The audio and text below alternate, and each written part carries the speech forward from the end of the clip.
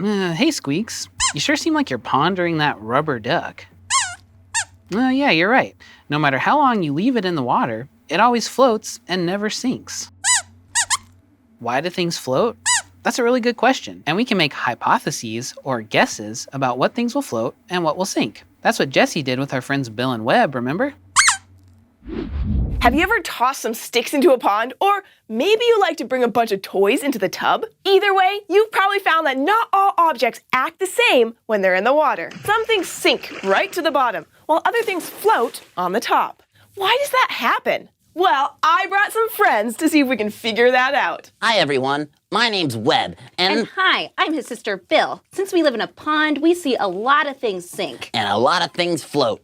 I bet! You know, you can actually learn a lot about something by seeing what it does in the water. So I'd say this calls for an experiment. First, we'll need a pretty big container of water. We'll fill it about 3/4 full and set it up where it's okay if some splashes out. Now we need some stuff to put in the water. All kinds of different stuff. We're gonna look for a couple things around the fort that are okay to get wet. If you wanna try this experiment at home, make sure you ask before you put anything from your house into the water. Let's see what we found. All right, Squeaks found a penny, I found a stick, and Bill and Webb, they found 2 different spoons, a metal one and a plastic one. Good job, guys! Now, before we get started, let's take a closer look at what we'll be testing. All of these things are made out of different materials, like metal, plastic, and wood. Some of them are pretty small, and some are a little bit bigger. I think we have a pretty good group of objects because they're all pretty different. Now, before we start putting things in the water, let's guess whether each one will sink or float. And let's keep track of our guesses. But how will we... Great idea, Squeaks. We'll use a chart. All right, let's start with the stick. Bill, Webb, what do you think? Will it sink or float? Well, I can tell you guys are pretty excited. Tell us what you're thinking. Well, in the pond where we live, I've never seen sticks that have sunk. Only ones that float. Well, that's because you haven't seen the ones that have sunk. Well, that's because they all float, Webb. Okay, fine. Put me and Bill down for the stick floats. Okay, here we go. And it floats! Good job, you two! Yay! Next, let's try the metal spoon. What do you think? Will it sink or float? Well, I've never seen a spoon float. Me neither. Quack? Quack, quack, quack. We think it'll sink. Okay, let's see. It sinks! Yeah, we're the smartest ducks in the world. Yeah. Now, what about the plastic spoon? Do you think it will sink or float? Quack, quack, Quack. quack, Quack, quack. quack, quack. Well, it's the same shape as the other spoon. Yeah, and we think it might sink, just like the metal spoon did. Okay, let's see. It floats. Oh. Bummer. Well, that's okay, guys. That's how we learn, right? Yeah, I guess. It's just weird. The other spoon sank. Well, let's record our results and see if we can find out why it sank after we test our next object. Our next object will be the penny. Do you think it will sink or float? Well, a penny feels a lot like a metal spoon, so I think it'll sink. All right. And Webb, what do you think? Well, it's so light, but kind of small, and I don't usually see things that small floating. I'll have to agree with my sister this time. It's gonna sink. It sinks! Good job! Whoa! Now that we've tested all of our objects, let's look at our chart. Some of the objects floated and some of them sank. Let's see. The metal spoon and the penny sank. The plastic spoon and the stick floated. Is there anything that's the same about the things that floated and the things that sank? Well, we know that the metal thing sank, and the metal spoon feels kind of heavy. But so does the stick, and the stick floated while the spoon sank, so maybe it's not all about how much something weighs or its shape? You're right, and that might help us explain why some things float and some things sink. The answer has to do with something called density. Everything, and I mean everything, is made of tiny particles that we can't see. And how dense an object is depends on how much space is between those particles. Particles? Jessi, what the quack is a particle? Now that's an awesome question. Let's use our imaginations and pretend that particles are marbles. We'll start with a bunch of marbles on a table. If you had the marbles all right next to each other, that's kind of how the particles would look inside an object that's dense, like the metal spoon. But if those marbles were spaced really far apart, that'd be more like what the particles are like in something that's less dense, like the plastic spoon. The metal spoon is more dense than the plastic spoon. It's about the same size and shape, but the particles that make it up are closer together than the particles that make up the plastic one. But remember, everything has density, including water. What? It's true! Since water has its own density, if something is more dense than the water it's in, it'll sink. The metal spoon and the penny were more dense than the water, so they sank. And the stick and the plastic spoon were less dense than the water, so they floated. So will it sink or will it float? It depends, in part, on density. You made some wrong guesses too? Well, that's actually great. It shows that you're thinking things through. Eventually, Bill and Webb learned enough about sinking and floating to make a boat of their own. Would you like to see how that went? Hi, everyone. If you haven't met us before, I'm Bill. And I'm Webb. We visited before on SciShow Kids, where we talked about things that sink and float. That's right. And today we're going to experiment and make a boat that floats. And we're going to test our boat to see how much it can hold before it sinks. A friend of ours, the Giant Squid Stravaganza, once asked Jessi how boats can float, and we learned that they float because of displacement. Displacement is when an object displaces water, meaning that it moves water aside so it can take up that space. A good example of this is when you get in the bathtub. What happens? Well, you get wet, yes, but also when you get in the tub, the water rises. So you are displacing or moving aside the water, which makes it rise up around you. Hope you didn't get the floor wet, by the way. But now that we've got our thinking caps on, let's make a boat.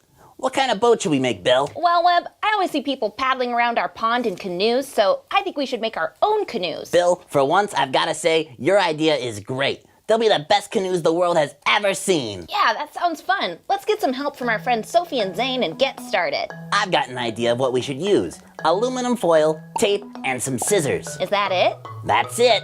Great, and if you're going to use scissors like us, make sure you tell a grown-up. Yep. Safety first. Let's start by cutting off a few pieces of foil that we'll use to make our canoes. Now, take a piece of foil and bend it in the middle. Then, let's shape the two ends and pinch them so that they point up.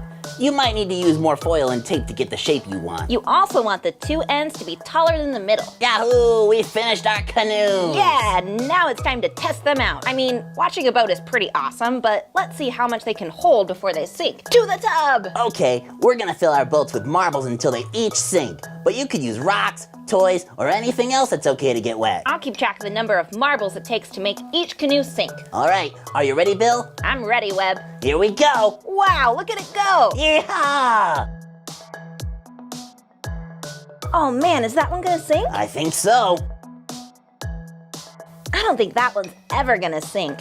Whoa! Wow, can you believe it? No way! Oh no, boat down! Oh, no. Man! Let's check out our results. One boat was able to hold 59 marbles, and the other one held 101. Wow! Okay, but Webb, I have a question. What? Why did our canoe sink? I mean, we just told everybody that boats float because they displace water. That's right. They float as long as the amount of water the boat displaces weighs the same as the boat does. Oh, I see. When we started to make our canoe heavier, it began to sink a little lower into the water with each marble. And each time it sank lower, it displaced or pushed aside just a little bit more water. But when we put in that final marble, our canoe weighed more than the water that it could push aside. And it sank. You got it.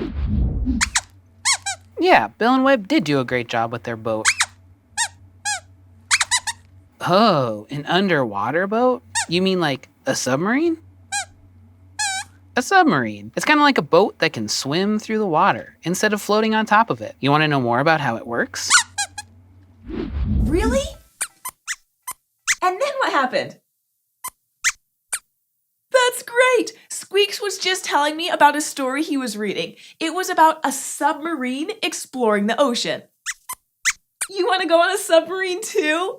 That sounds like it could be a lot of fun. Maybe someday we can visit a submarine. Actually, a viewer named Sam sent us a question about submarines not too long ago. Submarines are kind of like boats, except they go under the water. And Sam wanted to know more about how they do that. And Squeaks does too. Well, submarines work because of the way things sink and float, and some really smart thinking. You probably know that when you put things in water, some of them float to the top and some of them sink to the bottom. We did an experiment to learn why things float or sink with our friends Bill and Webb. Do you remember that, Squeaks?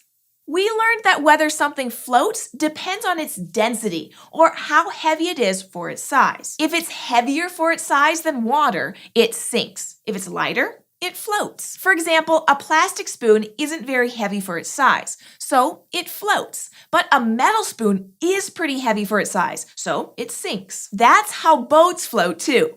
They're really heavy. You wouldn't be able to just pick one up. But they're not actually very heavy compared to how big they are. They're not very dense, so they float. And submarines can float on top of the water for the same reason. But for a submarine to be able to go under the water, it needs some of that really smart thinking I mentioned earlier. To dive into the water, a submarine needs to become heavier for its size. It needs to be more dense. But it's not so easy to make something heavier when you're in the middle of the ocean. That's why submarines have big tanks called ballast tanks. When it's time for the submarine to dive down, the ballast tanks open up so they fill with water. Adding the weight of the water to the submarine makes it dense enough to sink. You can see how this works if you have an empty bottle or jar and a bowl of water. At first, if you put the bottle or jar in the water, it will float because the only thing inside it is air. It's very light for its size, so it's not very dense. But if you take the cap off and let the water in from the bowl, it will sink. The water makes it heavier for its size,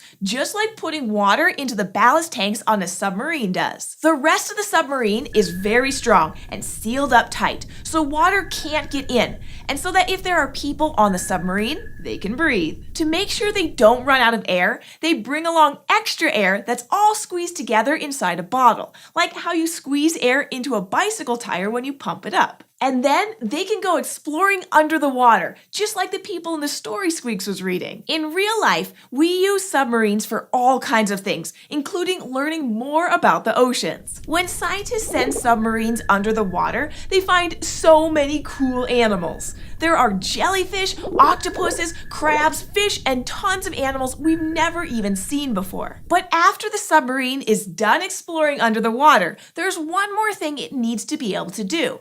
Maybe you've already guessed what it is. We know how submarines dive under the water, but how do they get back up? Well, remember how submarines bring along extra air? If there are people on the submarine, they can use it to breathe, but it's not only for breathing. When it's time for the submarine to go back up to the surface, it pushes air into the ballast tanks and water out. That makes the submarine lighter for its size, so it can float up to the top of the water. It really is a very smart way of using science to explore the world.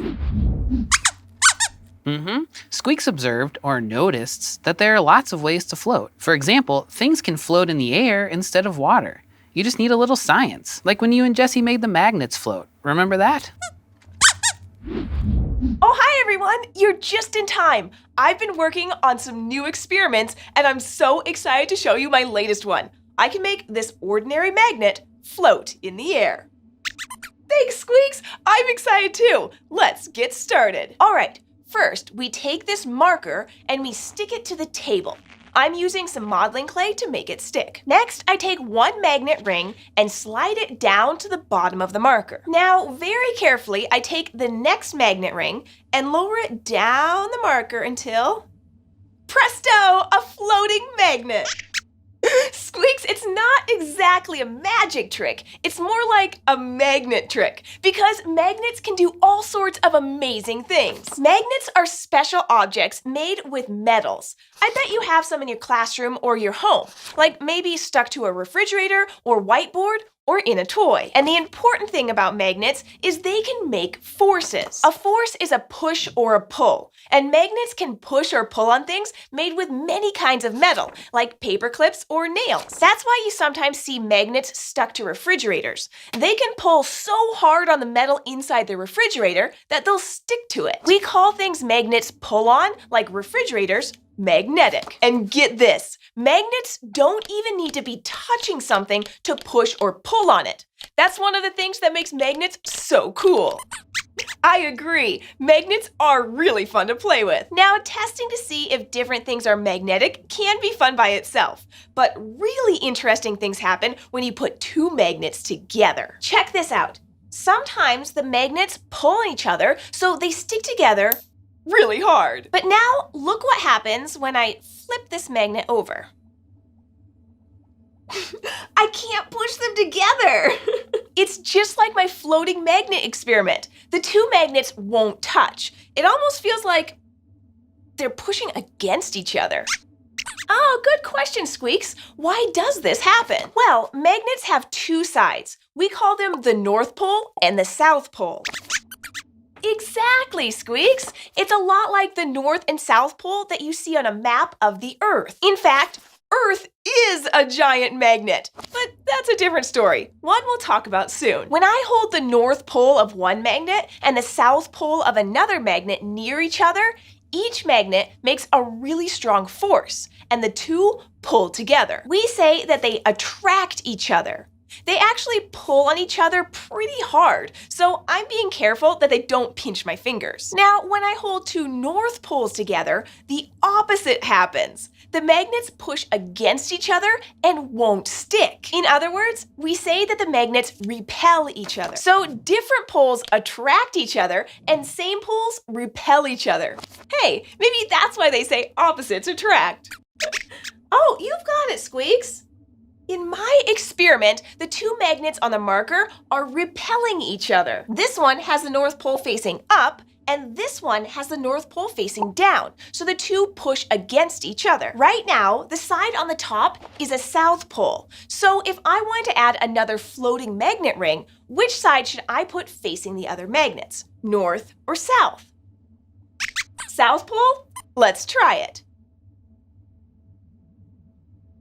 You were right! Nice work, buddy! The matching sides are facing each other, so the magnets repel each other and float. You can use magnets to do all kinds of fun experiments. You could try this floating magnet ring experiment at home, or try something new. Maybe you could try attracting magnets to hold together sheets in a blanket fort, or you could try to balance things on repelling magnets.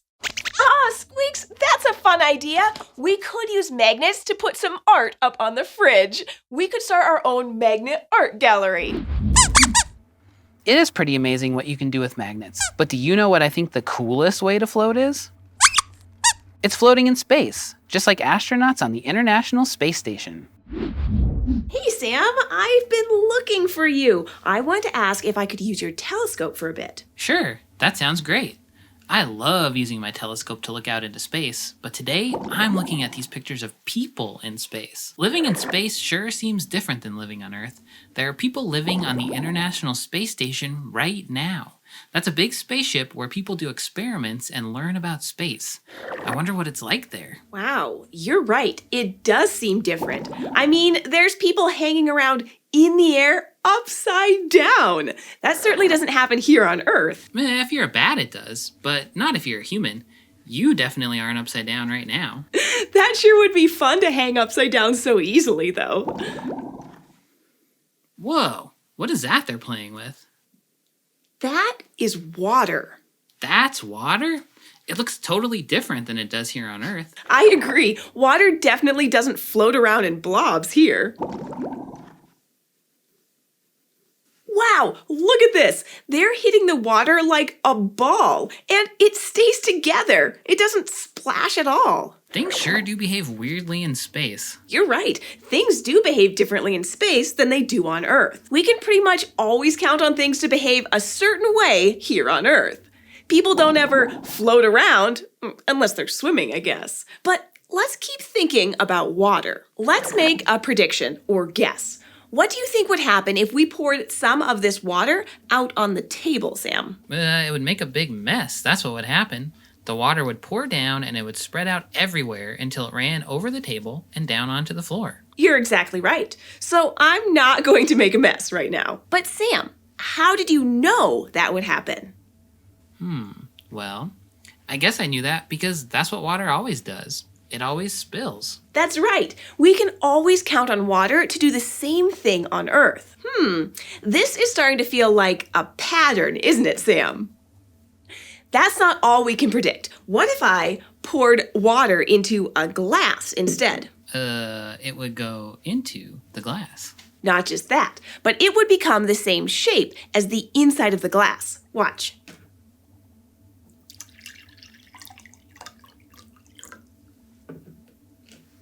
Whoa, You're right. I never thought about it, but the water doesn't really have a shape. It's just shaped like whatever container it's in. So, what do you think the water would do in space? Well, I think if we poured water in space, it might float. You're right. I don't think that the water would even stay in the glass, would it? It would probably just float right out of there. And the water is more blob-shaped. It can't really take the shape of its container when it's not in a container. So, based on our observations so far, it seems like things also behave in a predictable pattern in space. It's just a different pattern than you'd expect on Earth. Yeah, in space, water doesn't seem to spread out. It sticks together in a ball and it floats around. Here, let me show you an even cooler example. Wow, is that a candle burning? That sure doesn't look like any fire I've ever seen. Think back to the candles on a birthday cake. What do those look like? The flames on a birthday candle are pointy. In space, they made a round ball. But they've been pointy at every birthday party you've ever been to, right? Your last birthday cake had a lot of candles, and all the flames were pretty pointy. You're right. It was a lot. In space, though, the flames are always round like that. So we can still predict what fire will do, even though it's different. Birthday parties on the space station must be pretty cool. But what is it about space that makes these things act a different way from Earth? Ooh, great question. And this gives us a chance to answer a question that was sent in by one of our viewers. It's because of gravity. Eli, age 5, asks, what is gravity and how does it work? What is gravity? Great question. Gravity is the force that pulls things down. Actually, not down exactly. The Earth pulls things toward its center. That feels like down to us because it's the direction we're being pulled. Scientists are still trying to understand how gravity works exactly. But basically, everything has a little bit of gravity, and it's pulling all the time.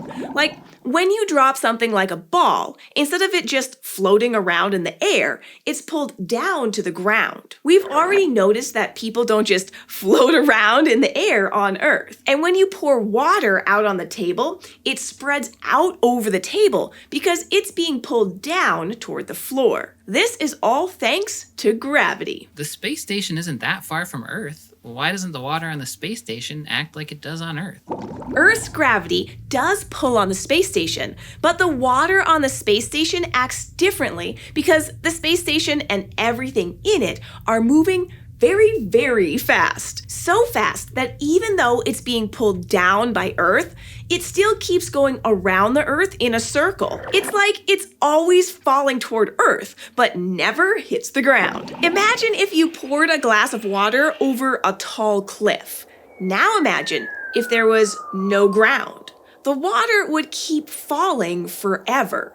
If you could fall down with the water and watch it, it would seem like it was floating. That was a great question, Eli. It helped me understand living in space better. Yep, we're used to things acting a certain way on Earth, and a lot of that is because of gravity.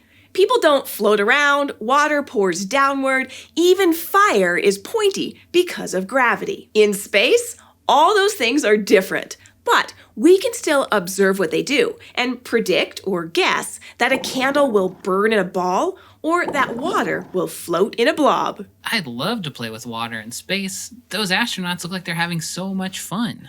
I bet it would be a ton of fun. But it's fun to look at space too. So, can I borrow the telescope now? Even though you have to go to space to float like an astronaut, I love thinking about what it must be like. Maybe some of you will be astronauts someday, and you'll get to experience floating in space yourself. But until then, if you want to keep learning with me, Squeaks, Jessi, and all of our friends, be sure to subscribe, and we'll see you next time here at the Fort.